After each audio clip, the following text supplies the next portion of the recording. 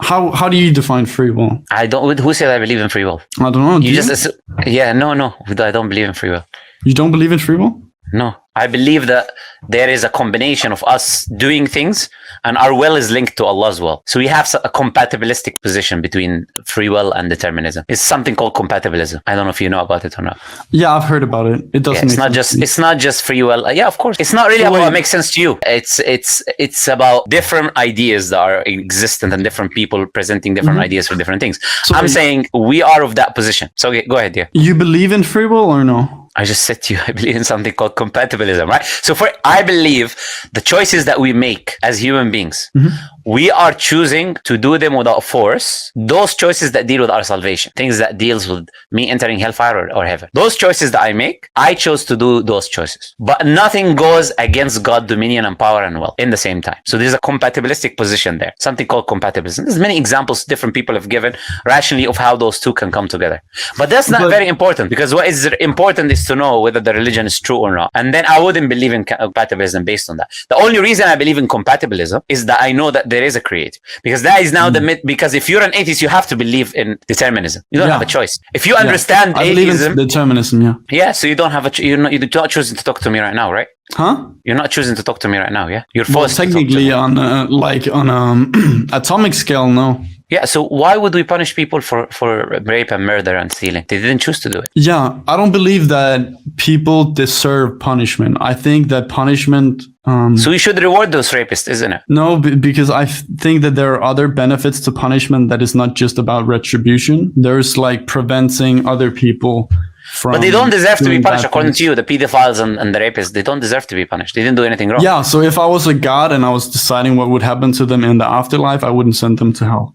No, there's no God in your worldview. We're not talking about God. Why are you trying to bring a red herring into the argument? In your worldview, there's no God. So according to your belief, we shouldn't be punishing rapists and murderers and pedophiles.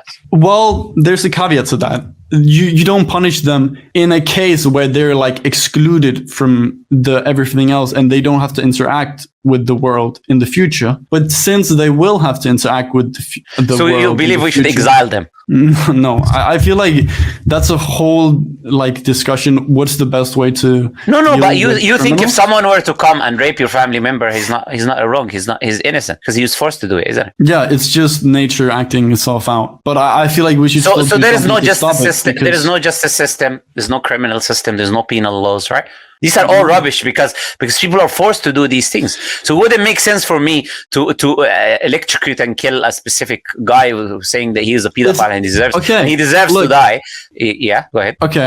I'm just saying, by the way, these are rational conclusions of atheism. I'm just demonstrating to the people that okay, go ahead. Tell me why you disagree. Because, okay, I'll try to give an example, and I don't know if that will get the point across, but you can have a shark that is really stupid and doesn't understand anything. Let's talk about humans. Okay.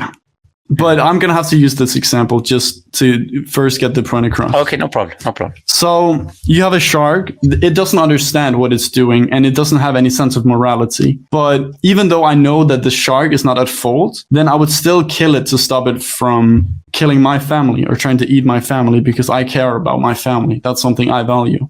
And in the same sense, even though I can see that no human can be at fault for things that they do because we live in a deterministic world, then I'll still say that we should still do things to stop bad I'm not things talking from about happening. punishments though. I'm saying you're saying they don't deserve to be punished. I'm not asking you whether they should or they shouldn't. You're now being a bit pedantic there. I'm not saying that they should or they shouldn't. I'm saying on your worldview, they don't deserve to be punished. They're innocent. Mm-hmm. Yeah, on a very person who rapes a person's sister and then a pedophile who goes to the park with little children and starts grabbing them and doing hideous acts with them. According to you, he's an innocent individual that does not deserve to be punished. And the justice system is just there for utility reasons. It depends on how you define what an individual is, I guess, because you could still say that the individual define what individual is a human being. Yeah, but I can definitely agree that it's a bad individual, as in it bad. Well, you believe in subjective morality. You can't say bad. Bad is in your worldview only. Good to someone else. Yeah, it's bad according to my worldview. So it's not really objective. It's not objectively bad to be a pedophile according to you. Yeah. Okay, that's it. So that's enough. For me, it is enough to show, and I appreciate your honesty, at least, because a lot of atheists, they're not intelligent enough to know that these are necessary conclusions from their worldview. They don't understand that they have to accept this if they hold the worldview of atheism. If you're an atheist, you have to accept that things are determined. You have to, causality will force you to believe that. If you're an atheist, you have to believe there's no objective morality. You have to accept that morality is subjective, therefore nothing is right or wrong, right? You can't account for your rational faculties, because if you believe in evolution, rational faculties are not really rational. They just evolved for survival and reproduction, and they trick you to think that they're rational, which is another problem that Darwin had with his own theory, right? And I could go on and on and on to show how ridiculous it is in reality for a theist to look at the atheist position when it is unveiled, right? Now, comparison to a theist position, someone who can account for his rationality, can account for objective morality, can account for a justice system to punish the individuals who do evil, who do rape and steal and murder and do all of these evil things. That God is the one who determines right and wrong, and God is the one who gives us a system in which we can have this balance of punishing someone for the evil that he does. Rationality is accounted for because it's God-given. The morality that is deep within the human being is God-given as well. So I would say any rational individual would see the absurdity of the atheist position, leading him using his rationality to the theist position. If he's sincere, if he's not sincere, that's a different topic. But maybe we can maybe we can't really have a discussion. We can leave it on that, right? No, because all I do is just I unveil the presuppositions of atheism that a lot of people don't discuss. And once you unveil them, things become more. I can even get things to be more ridiculous. Like if asking you, does the world exist? Does anything exist objectively? Does anything exist? Yeah, in your worldview. Does the universe exist? Other people, humans? Yeah, something exists. Yeah, no, yeah. That's it. That's the best you could do as an atheist, to say something exists, right? And when you say something exists and you're not even sure I'm there, having a conversation with you is ridiculous from my worldview, because the guy doesn't even believe I'm there. You know, look. You can really. The guy's not even sure. The guy's not even sure I'm there, right? The point is this, as I said, and things can go even more, the more deeper you go into this. If you rationally understand what atheism is, you understand how ridiculous it is. That it's not even worth someone giving it. I don't think you can get around that issue either. Because there could just be an anti-God that is telling you... No, I trust my experiences. You trust your experiences? Yeah. For me, I trust my experience that I exist. I trust my experience that there's a table in front of me. I do that too. Yeah, no, but I know for certain, I trust certainty based on the experience. I don't have this epistemological value that you would attribute to a direct experience.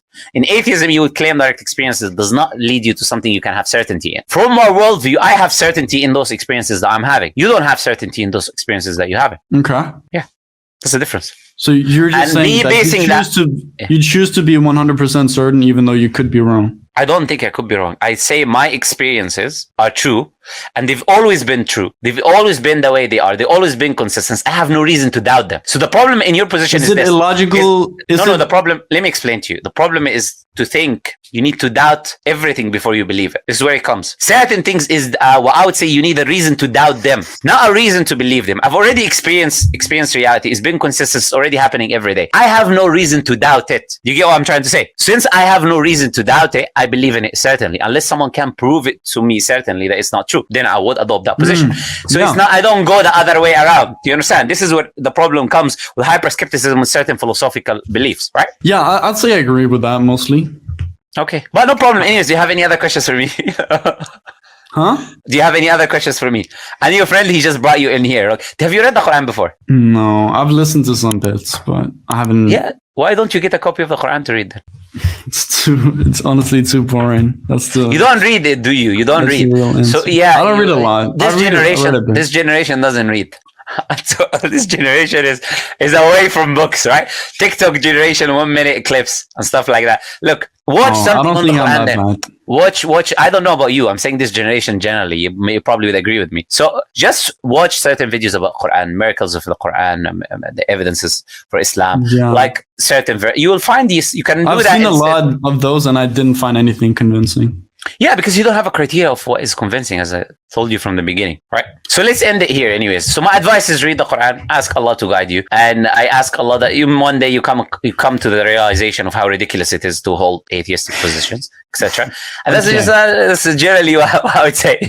So it was nice talking to you, though. To you then. Yeah, it was nice talking to you. I hope I didn't offend you in any way or say anything wrong with this or that. I apologize if I did. It's not the intention. It's just having a nice discussion with you. So I hope you did enjoy it and you were not offended or anything like that. I'm certainly not offended. I don't know why I would be offended. But. That's good. Okay, so I'll let you go, yeah? Pleasure talking to you. You're good. No problem, I'll let you go.